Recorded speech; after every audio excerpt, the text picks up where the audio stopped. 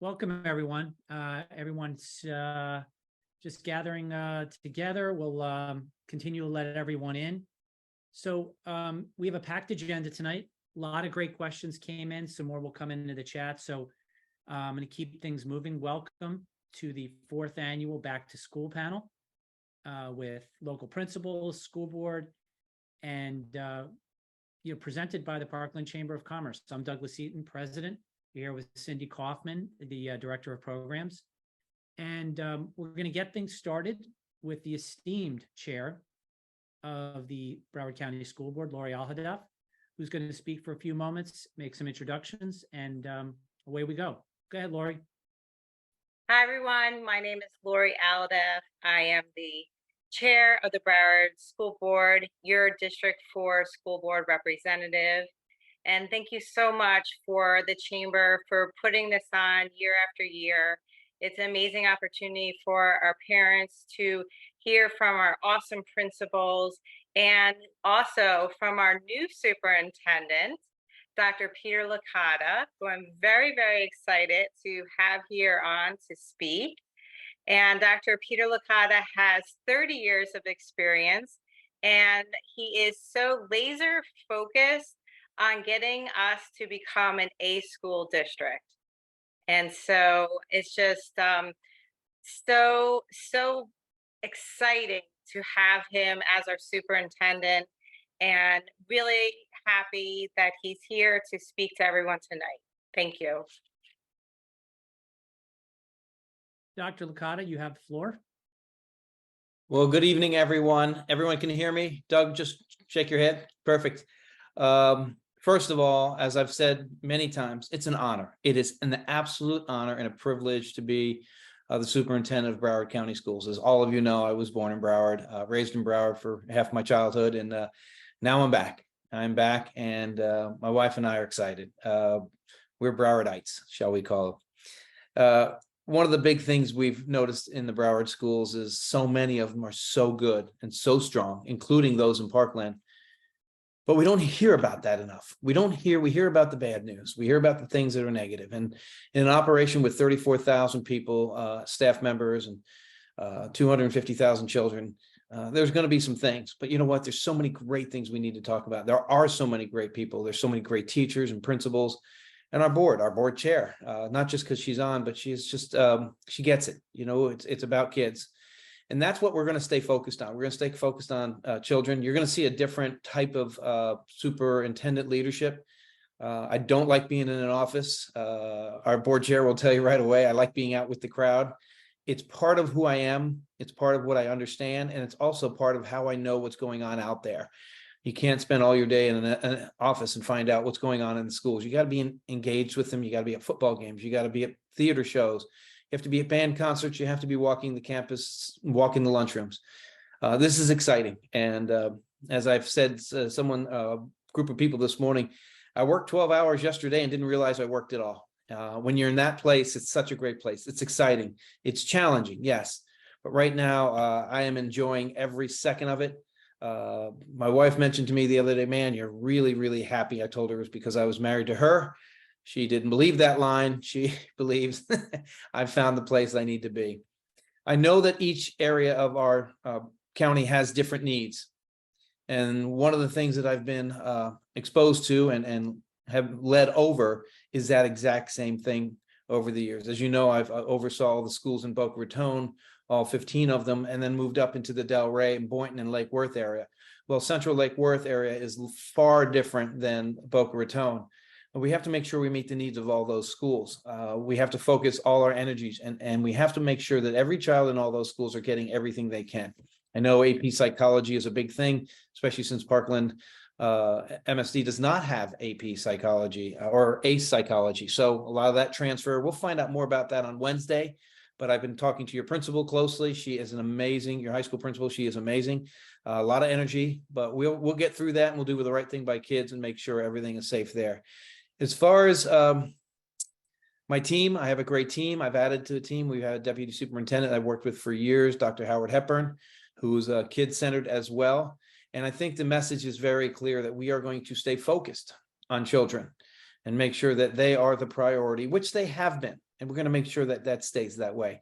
There's so many great things. Excited about the scores this year. Got to keep it rolling. I got to support the principals, but most importantly, I have to be involved in the communities, because when you have strong communities, you have strong schools. So thank you for letting me take those 3 or 4 minutes and introducing who I am. Thank you very much, Dr. Licata. How are you feeling? You want to take some questions? I'm always open to questions from the community. Sounds great. Okay, so we have a few, and they came in for everybody, so we're just going to start with you. And by the way, before we get started, for those of you who have questions, please feel free to put them in the chat. We're going to, accumulate them. We may not get to all of them. We're going to try to stick to time tonight, but by all means, stick them in there, and we'll try to hit it at the end. So, Dr. Licata, first question is, what are your plans to connect with our youth and the community? So that's a great opening question, sort of an easy one. I think I've already touched on that. I love being around kids. It's why I got into this business. I love being around people that have an impact on kids, which means that's teachers and principals, assistant principals. It means bus drivers. It means cafeteria staff, so forth and so on. In order to get engaged with kids, you got to be where they are. They're not coming to my office. I have to go to them. I do have to go to those football games and those girls volleyball games and boys volleyball games and theater productions. I've already set my staff out there and said, listen, I need to know where I need to be every weekend so I can be there and see what's going on in our schools and the great things. And that doesn't just mean some schools, it means all schools. I know that 250 schools, that's hard to do. So I'll have to pick and choose as I move along. But the excitement around being back on a campus is always the energy that I get, because that's why I started doing this. And the farther I get away from children, the farther I get away from why I got into this. So I have to always go back and refresh and let them recharge my batteries. So you'll see me out there a lot. Great, great. Next question is, how are we going to get more Broward schools to A status?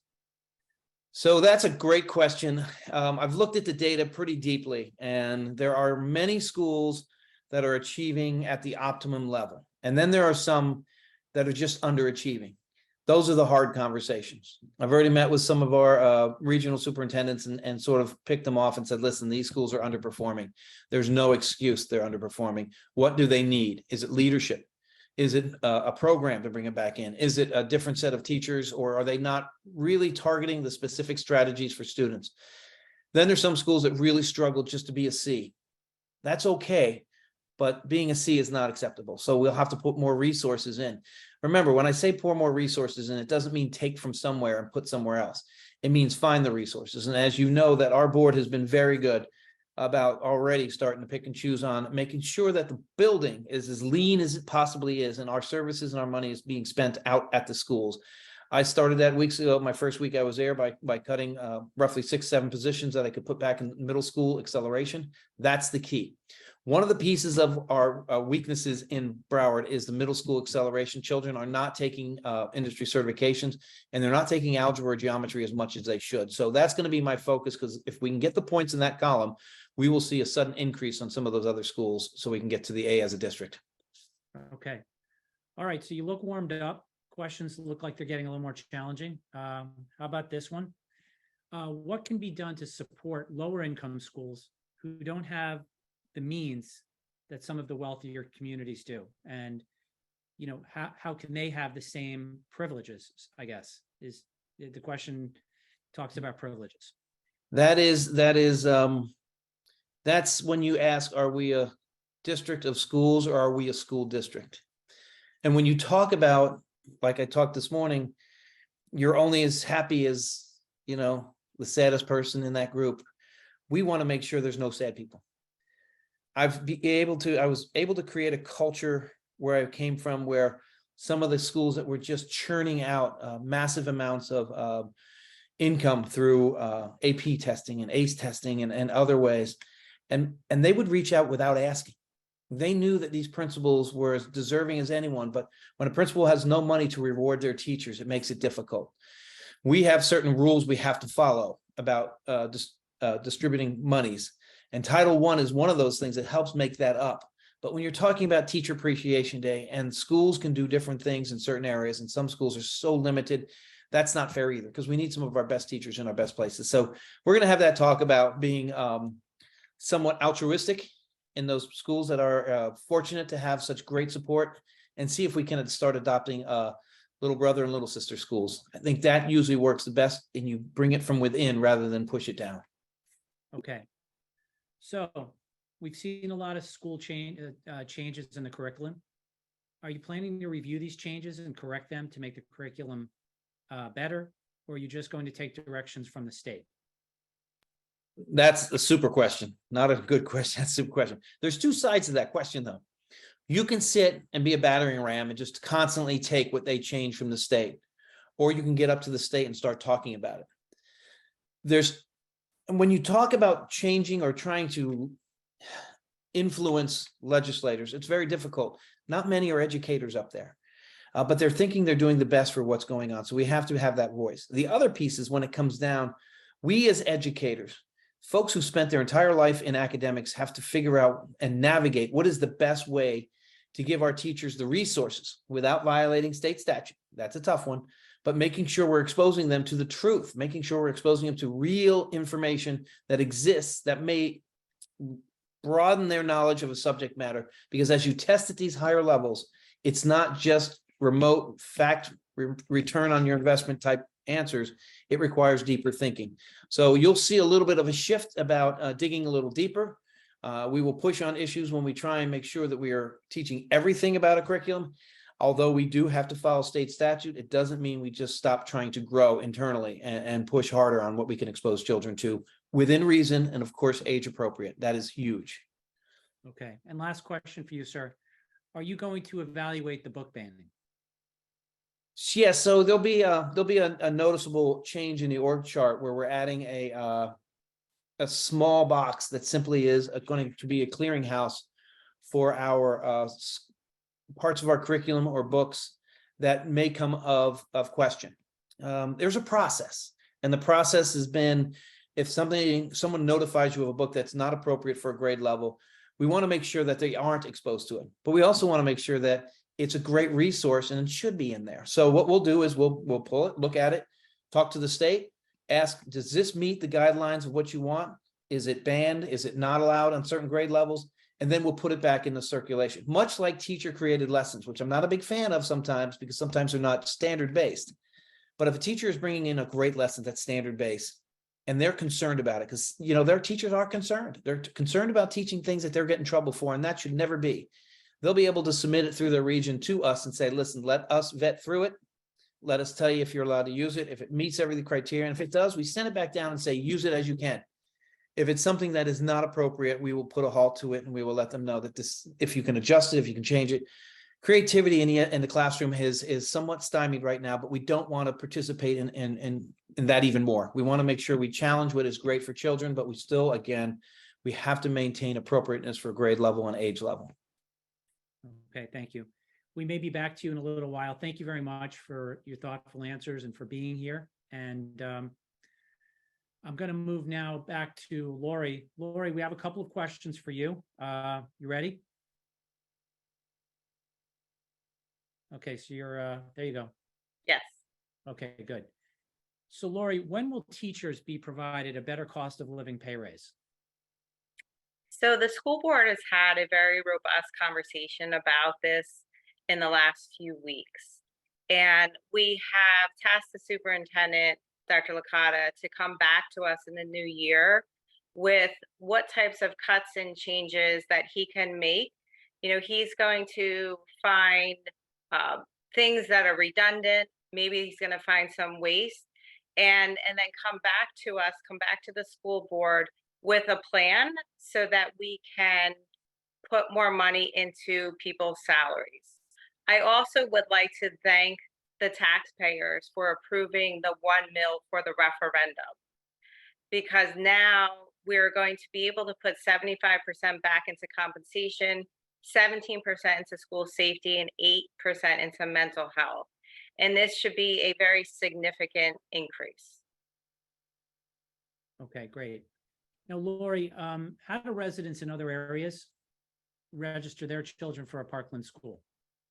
So you have to be in the boundary to go to a Broward County public school in Parkland. Okay. All right, thank you, Lori. Appreciate it. Thank Okay, you. so now I'm going to go to the principals in alphabetical order. I want to thank Mrs. Kefford for setting me straight on what alphabetical actually means, alphabetical by school. And let's see. So first, from Heron Heights, Jennifer McGreevy. Hi, And Jennifer- everybody. Yeah, please go ahead. Just a couple of things. First and foremost, I just want to thank this community for welcoming me. I don't know what week it is, maybe week 7, 6 on the job. And between just the community itself, the families, the parents, the city, I have felt so welcomed and supported already. So thank you. A couple things about me. I love kids. I have always wanted to be a teacher, an educator, most importantly, a mom. And I am a mom of 3. I have 3 young children, ages 6, 4, and 10 months. So I'm a busy person. I am a relationship person. I lead with heart. And I believe I'm here to serve the community, really, to serve our students, to serve my staff and this community. And I'm really just excited to be here. So thank you for having me. You're very welcome. And looks like people are excited for you to be here because you got a lot of questions. Awesome. Bring them on. All right. So what is your perspective on student leadership? So student leadership is something I'm really passionate about. As an AP at one of my old schools, I started the Leader in Me program, which is all based on Stephen Covey's 7 Habits of Highly Effective People. And I personally believe that kids can do whatever we believe they can, right? So if we task them with certain things and believe they can do it, I think they can. And that stems from something as simple as like giving the school tours to being part of my interviews for new hires, to, you know, the little things like being on the morning announcements and running student assemblies, but really being at the forefront of the school. This is their school. It's not my school, it's theirs. So I'm very passionate about student leadership, and I hope to be able to, you know, sprinkle in some of those things that I've done at other schools with Heron Heights soon. Excellent. Now, next question. How do you plan to establish and maintain relationships as a new principal? So, as I just recently said, I believe I'm a relationship person. I have already, in the few weeks that I've been here, I've opened my doors to my staff. Individually, I've invited them to come in and meet me, and as a team. I had my community meet and greet last week where I met a ton of parents. I've met a lot of people from the city commission and the city in general. And I don't believe that I can do this alone, right? I am going to make mistakes. I'm going to ask for grace. But I need those relationships in order to make an impact with this community, with the students. And, you know, I hope to be here for that. I am a very open person. And I'm a people person. So humans matter to me, kids matter to me. And I hope to continue to build those relationships and get to know people. Excellent. And last question, because the other couple were sort of repeat questions. Okay. As the new principal for the school, what is your vision to continue to improve the school programs and or enhance the student experience that you want to implement? It's a great question. First and foremost, I need to do a lot of listening, right? I'm the new one here. I need to lead by learning. And I shared this with my community last week at my community meet and greet. You won't hear me refer to myself often as the principal. I will call myself the lead learner of the building because that's what I truly believe. I'm here to learn. I'm here to support. The school's great. And how can I, you know, enhance what's already going on? And I can't do any of that until I really listen and support and learn. Thank you very much. And congratulations once again. Thank you. And next we have Michelle Kefford from Marjorie Stoneman Douglas. Welcome back, everyone.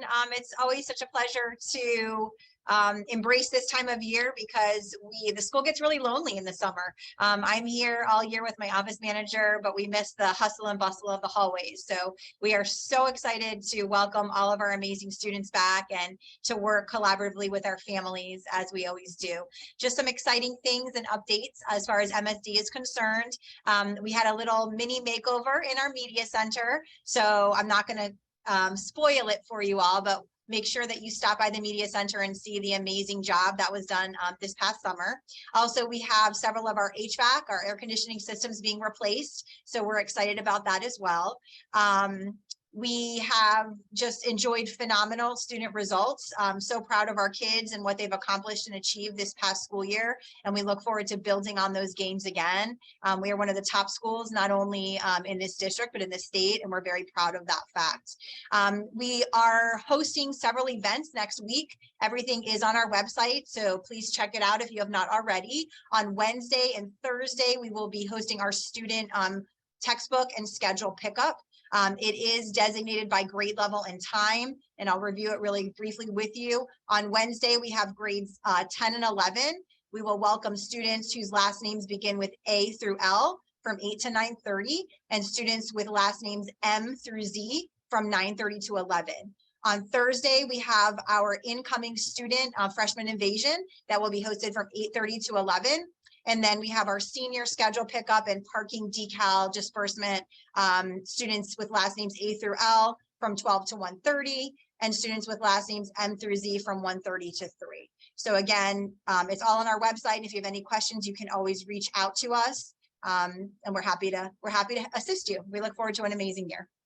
All right, so party in the media center. No, we don't want to mess it up, Doug. We don't want to mess it up. All right, thank you very much. No questions for you at this time, but we have the chat going. Thank you.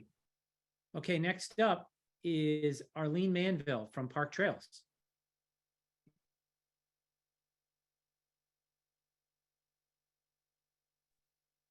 Sorry, I was having trouble unmuting. It's so wonderful to be here again, being part of Parkland and all of the things that Parkland has to offer. We just got a chance to be with the mayor at our breakfast and the SROs the other night. So this is just another one of those wonderful things that we have in Parkland. And Jen, I know you're going to be excited to be part of this amazing community, as we all are.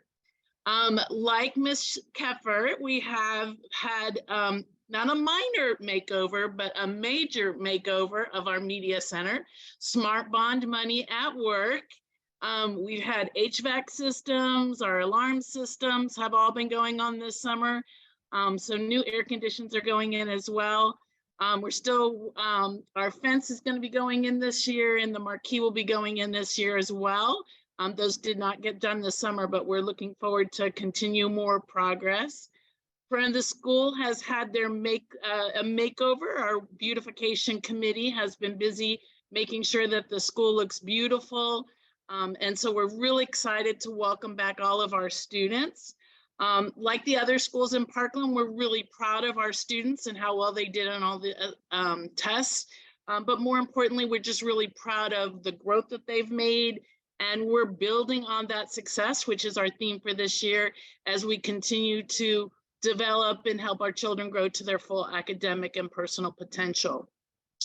This year, we're also going to be really focusing on some of the positive behavior plans that the district has made available to schools. And we're going to be implementing the Be the One program, which is a district initiative designed to really help students take ownership of their learning and be positive and make a difference as part of the district's anti-bullying campaign. So we're excited to bring that positive culture to our students in our school as we continue to help them understand how to build relationships and work together for the good of everyone in the school. So we're really excited about what's coming. We also have our meet and greet coming up on the 18th. Those times are listed on our website. This week, we're screening our incoming kindergartners. So it's busy, busy, busy as it is with all the other schools as we're gearing up for a wonderful new year. And we're really excited to have our babies come back in the building because that's what it's all about. Amazing, amazing. Thank you very much. Next up, Joanne Seltzer, Riverglades. Good evening, everyone. Thank you for having me. I echo what everyone is saying. This is such an exciting time of the year. We're all preparing to bring our babies back on campus.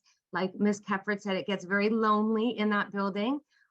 We too are celebrating a lot of things this year. The first being our 30th birthday. Riverglades is turning 30, and we have been working with PTA to do many beautification projects. The week after school got out, we had students come back, former students, former parents, community coming out to help us with multiple beautification projects that we're very excited about. So we've done some planting, some gardening, some positive rock gardens. We've added some gators around our campus, so the kids will have fun finding those throughout. We've also done interior painting, new murals. So we're very excited to have number one, our staff come back and see all the changes. The few that have been back, it's really motivated them and energized them. And then again, just for our students to see and be excited to start the new year. In addition, we too are working on positive behavior interventions and supports. We are, thanks to PTA, we have purchased a new system which will really highlight and focus around kids just doing the right thing, being kind, being supportive. So we look forward to rolling that out. It will be school-wide, and it will be used for multiple ways to communicate with parents, as well as just recognize students. Also, we have some projects being done. We are waiting for an access card reader system that will allow us to maintain security and have all of our buildings locked during the school day. So we're excited about that. And that was paid through the SMART bond.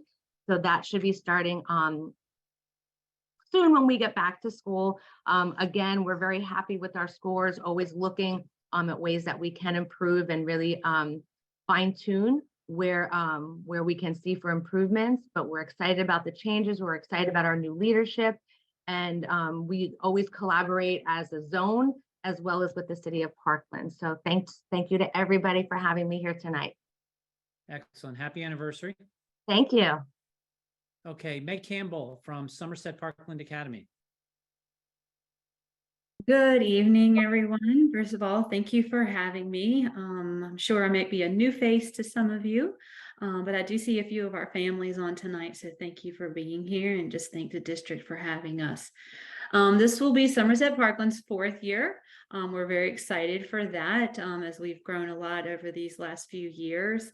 One of the things that I would definitely want to highlight is that we are completing the project of a basketball court installation for our students. This has been an initiative for a few years that our families have worked together to fundraise, and we're just so excited that it's going in, and our children are going to have that opportunity to play on it in just a few weeks. With that being said as well, we are revamping our media center throughout the school year to put in a state-of-the-art TV production classroom. In addition to 2 other classrooms will support the growth that we've seen at Parkland. As we are listening to everyone and just echoing what everyone's saying, our school is excited about our academic achievement, as well as we are projected to be an A school once again. And just to kind of piggyback on something that Dr. Licata said, you know, that middle school acceleration piece. So we had our first 8th grade graduating class this past year, and it was also the first year that we introduced geometry and biology for our students as the high school course, and we had 100% pass rate on both of those. So we're just really excited for our students and all of their achievement. Our theme for this coming year is going to be back to the foundations, as we think about going back to what is at the heart of the matter, what matters in schools, and that is just children and learning and those relationships that we get to build with them and the partnership with their families. We just love being a part of Parkland as a community. It's just wonderful, but excited for that. I am a hands-on type of leader, want to be out there for every single thing that I can and be a servant to my school. So just really excited for the opportunity to continue to see how Somerset Parkland will grow. Thank you, Ms. Campbell. Next up, Matt Bianchi from Westglads Middle. Hello, everyone. How you doing? I want to say thank you to the Parkland Chamber of Commerce for putting this on. So I'll give you a few updates. We started off the summer in a great way. We found out our scores were excellent. We had the highest number of students proficient in math, science, and civics in the district for middle schools, which is excellent. We got second place in ELA, so there's a little bit of work to be done in that area. But as far as the test scores go, we did very well, and I just want to say congratulations to our students, our staff, and our parents for really helping out in so many ways with our students. A few other updates. I think our focus this year is really going to be on giving our students some life skills and wellness strategies around social media. We've seen just in middle school, especially, this is when they're really getting their cell phones. And since COVID, we kind of seen an increase in the amount of cell phone use. So we really want to concentrate some lessons around the proper use and some of the dangers that can happen with cell phone use and social media and the internet. So we're focusing on that as a school. We're doing that with our lessons with our students. We're as a leadership group, we're doing a book study on social media. And then we're going to have a parent night that's all about social media use and how to keep our kids safe. I think it's important that we really tackle that issue. Some other things are our security office. I don't know if anyone's visited our security office, but it was a closet before. We've upgraded to a walk-in closet. So if you come in now, you have a little bit of elbow room if you come and visit us in that single point. So that's one upgrade that we've done this year. We've also done some beautification around campus with our PTO as far as our yard goes in the interior of the building, as well as in the bus loop and car line. So we're excited about welcoming our kids back and letting them see that. And this week is actually a very busy week. Thursday, we've teamed up with the other principals from Coral Springs to create a new teacher academy for our brand new teachers into teaching. So we're going to have a half-day workshop here for those new teachers. So it's great to see all our new teachers come in on Thursday. And then Friday, of course, is our Camp Wolfpack, which is our 6th grade student orientation. We've got more than 2/3 of our incoming 6th grade students attending that. So it's going to be a fun day for them. We've got some fun activities for them so they can get to know one another. And we've got lunch, we've got ices. It's going to be a fun day for them. And we're just excited to welcome them back, or at least get to meet our incoming 6th graders. And then get ready the following week for our school year. So excited about the new school year and everything that's going on right now. Excellent stuff. Mr. Bianchi, if you have a moment, we have one quick question for you. Speaking of orientation, the question came in about, is there some type of a focus or a plan to get 8th graders ready for high school? Sure. Good question. The number one thing is to get them academically ready, I think. And we've done a good job at getting our students proficient. I think we had 83% of our students proficient in math in 8th grade last year, and 77% proficient in ELA. And that doesn't include the geometry and algebra students who also had 100% proficiency. So we've got to make sure that they're ready academically. And that means that we have to, just make sure that we meet with the high school MSD. We have a good partnership where our department heads meet with each other to make sure that, there's a translation from middle to high school and what the students need in high school to be successful. So those conversations happen throughout the year. It also happens with our elective courses and some of our athletic organizations as well as clubs. So, we do have, as far as getting them ready, we have a lot of programs that work closely together. So we have our debate and orchestra and band. We have DECA in the middle, which work collaboratively with the high school. We've got our stock market club, which works with students. So really, it's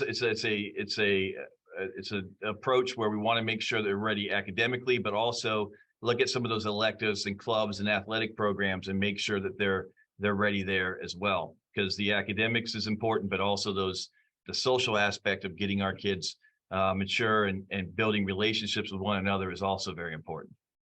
Then there's a whole matriculation process, which is something we work in conjunction with MSD. So that's a lot about having MSD's counselors come over and do the course cards and make sure they're placed appropriately once they get to high school. Sounds great. Sounds like you have a lot of different clubs in your bag. That's a big jump. Yeah. Okay, and before we move on with the program, there's so much engagement here from everybody in the community. I wanted to spend a moment, just make a couple of. Actually, you know what? We have one more person who I want to hear from, and then we'll make some more introductions. Next is Yamilca Gomez, and I'm sorry, I wasn't sure which accent to put on which syllable, so set me straight. You did well. Relations manager from Florida Virtual Schools. Did I get it right? You did. Yes. All right, good.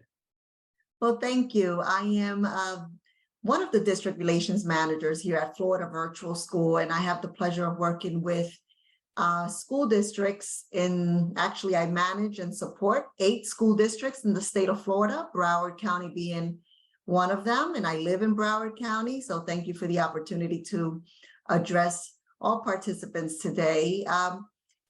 My role is to provide learning solutions to school districts and schools. So in doing so, I meet with school counselors and school principals throughout Broward County to bring about online learning options for their students, and also solutions to address teacher shortage and perhaps add on to curriculum, which is one of the things that Florida Virtual School does, either through Florida Virtual School or Broward Virtual School, which is our franchise. So I am the go-to person when a principal or a parent has any questions on how they can enhance their child's curriculum. So one of the things that we have done here at Florida Virtual School, we are the state's online public school.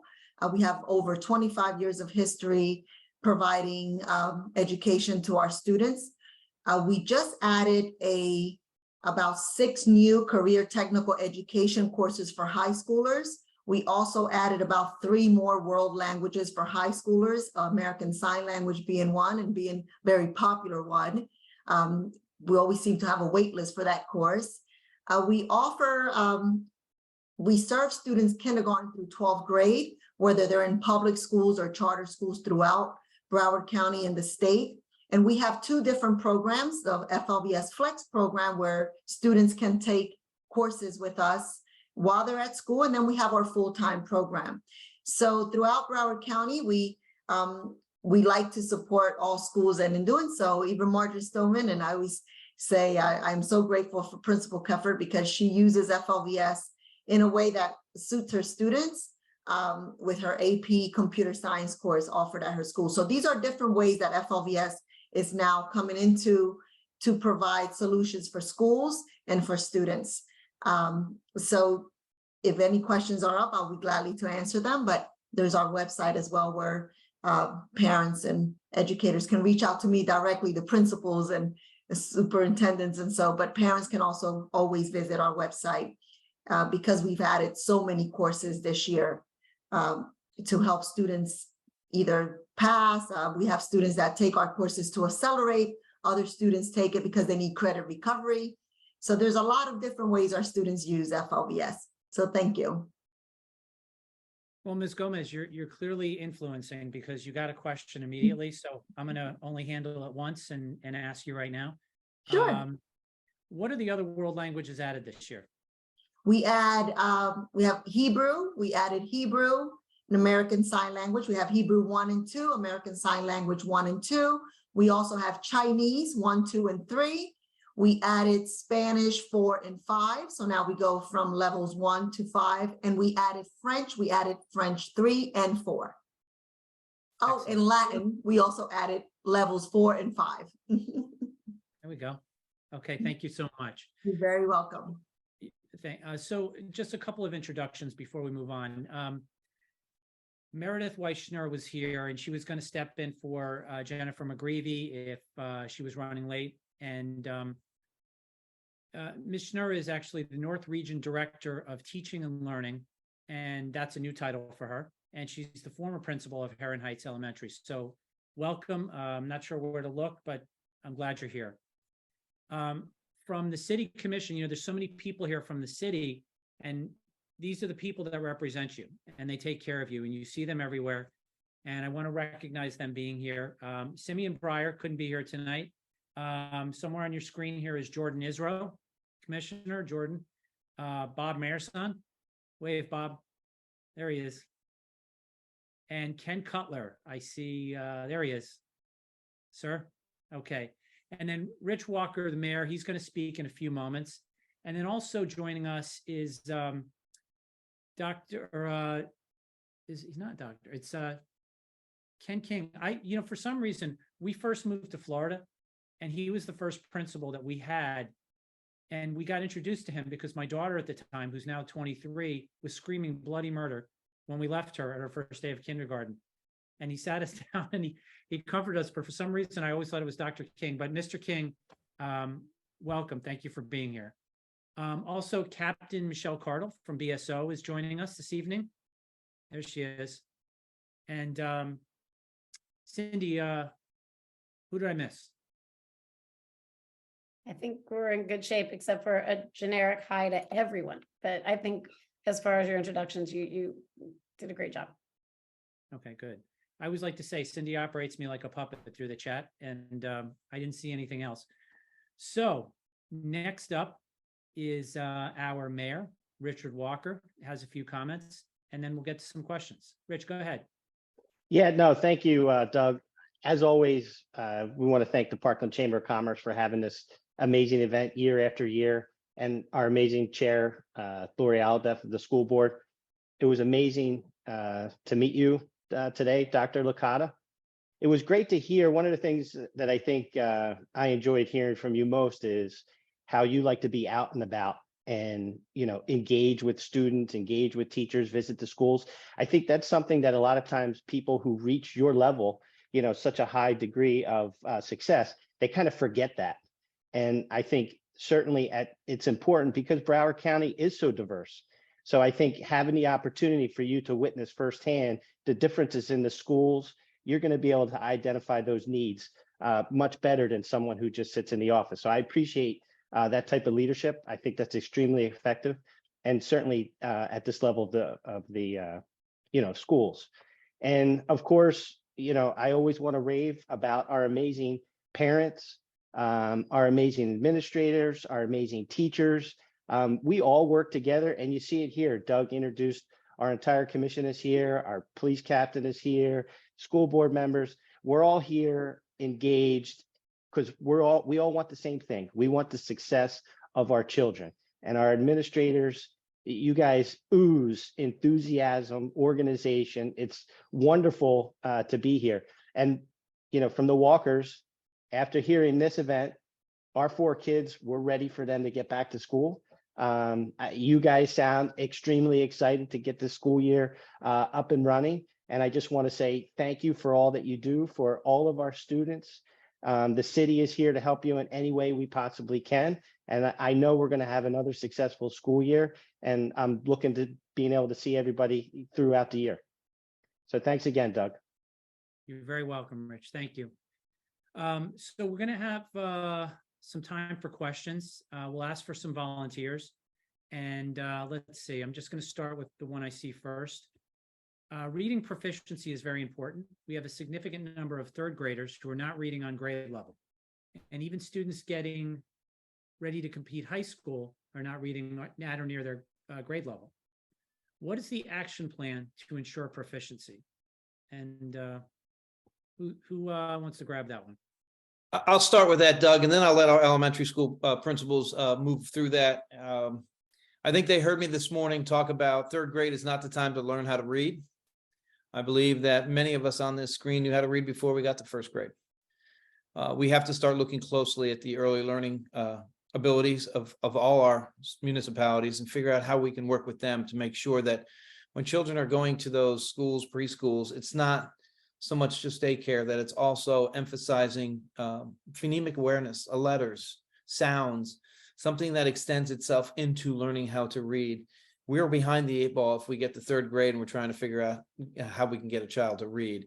And it is there. We know that, especially with children coming from other places. It's just a challenge, but if we can start earlier, I'm sure the elementary school principals would love to be getting 1st graders and kindergartners that already can read. It would make their world a lot better. It would make our world a lot better. So we're going to start working on that, but I'm going to turn it over to some of our elementary principals. Not the new one though. We're going to back off on her for now. We're going to give her a break over there. She's laughing, but let some of those experienced ones jump in. Go ahead. Good evening. This is Joanne Seltzer from Riverglades. I think Dr. Licata hit it right where we have to start before grade. Some of the things that we do have in place are, state mandated that our most struggling learners are taught by reading endorsed teachers. So that's going to really help. They're experts in the field and they really know how to hone in and help those students. We are doing a tremendous amount of training for our teachers in the science of reading. So that has also been beneficial to really help teachers understand the process and where their kids are, what they need, where they need to move to. So I know that those are kind of some big things that we've been looking in. We brought professional development in addition for every teacher, just to learn and become more familiar with how to help their students. The FAST data this year, we're going to have iReady, really looking at the test scores from one to the next and looking at growth, looking where they're not growing and why. What do we need to put into place to help them build has been really helpful to the teachers and administrators as well, just analyzing that data and then making decisions based on that data. Okay. Like Ms. Seltzer said, we do a lot of differentiation based on that data. And it's so important for us to, we're not just giving a test and leaving it alone. Part of the ongoing assessment that we're using is to really help guide instructional decision making. Even those, we're starting with kindergarten screening so that day 1 of kindergarten, our teachers know where those kids are and are ready to start challenging them, accelerating, meeting the needs of our students from the very beginning. And so, as we go through the year, we will continue to focus on the data that we're collecting in order to use that to help us make instructional decisions, really looking at where we can accelerate students and where we need to remediate in order to meet the individual needs of our students. Thank you. Thank you. Speaking of needs of various types of situations. I wanted to recognize Jeanette Cohen from Eagles Haven, who, Eagles Haven is really a great place for helping with the mental health needs of people in the community and students. And I just want everybody to wave to Jeanette. Jeanette, did you wave? There you are. All right, great. Okay. And, one of the things I was really struck with is how really fantastic all of you are at allocation of resources. And at the same time, you're developing these relationships with parents. And I think it's an amazing skill set. So I know that Dr. Licata is probably very proud and it's impressive. And I was thinking about it because a question came in that, made me think about it once again. And I wanted to touch on this. I think that maybe this question starts with Dr. Licata and then he'll dish it to somebody, but it says some of our inner city schools are in poor condition and need repair and upgrades. A high amount of community tax goes to BCPS. What is being done to ensure our schools are updated to welcome our children's teachers, staff, and administrators?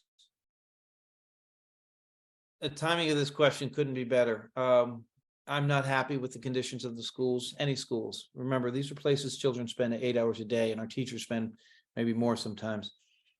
We did our interviews for our chief of facilities today and went very well. So we're working on replacing that. One of the tasks that the school board has assigned me to is to make sure we catch up on the Smart Bond project. This is not because of our folks inside the district. A lot of it is there's hardworking folks, but you know what? Our schools aren't what they should be. And I'm not used to that, and I won't get used to it, and I'm not going to get used to it ever. The reality is I've visited some campuses already, and between Pompano Beach Middle, and you go and you drive down by Rickards Middle. These are not acceptable. They're just not acceptable. You're fortunate in Parkland. There's there's great community efforts, and there's volunteer efforts that make the schools look great, and they're always out there. And we got to fill that gap somewhere, because every child walking through the door, and my mantra is every child counts as one, and they're as valuable as any child in anywhere in the district.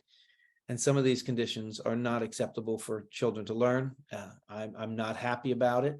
I'm not going to tolerate it. And we're going to put a lot of emphasis on that, because right now we do have some access to some funds, and we are going to spend them in the right way to make sure we're putting places together for kids so they can have the environment to learn to their fullest and provide decent schools for them. Some of them are just tough. So that's a tough question. I don't have an answer other than I'm going to work my butt off to make sure we get it straight. But right now, I don't like seeing children walk into some of the schools that we have, and that's got to change, period.